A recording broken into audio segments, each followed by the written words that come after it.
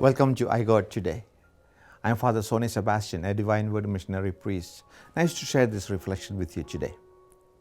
Lepers were among the most piteous of people during Jesus' time. Although little was known of the origin of the sickness, it was clearly known to be contagious and therefore greatly feared. The only solution was to isolate the victim and not allow him or her to approach the people. So apart from the appalling physical disintegration of body and limbs, there was the social excommunication, the contempt and the fear which the victim endangered.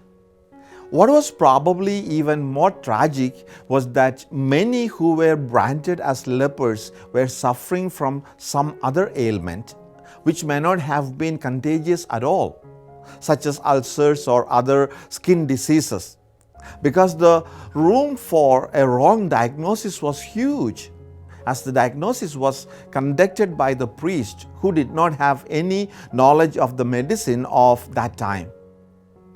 It was a question of being safe rather than sorry.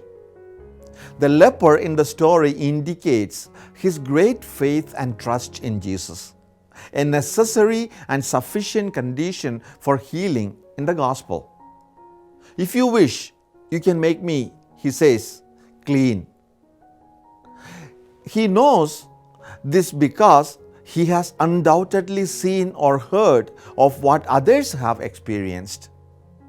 Jesus is filled with a deep sense of compassion for the man's plight.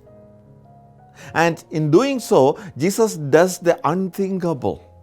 He reaches out and touches the leper. This might have been a healing act in itself. The leper was, by definition, untouchable.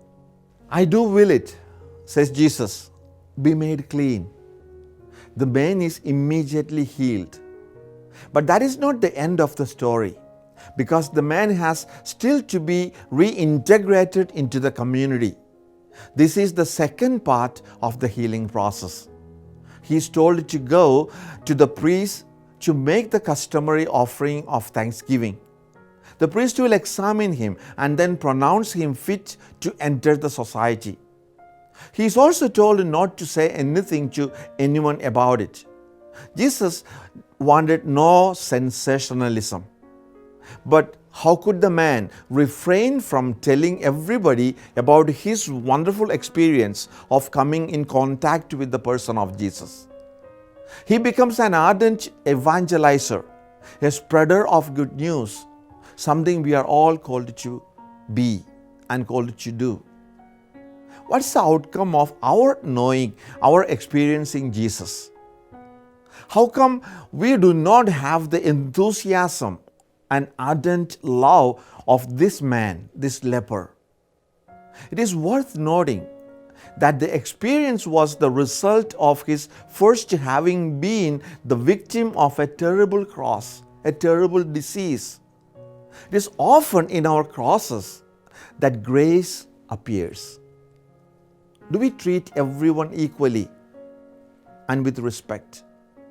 Let us examine our attitudes today and revise them if necessary. Help me, Lord.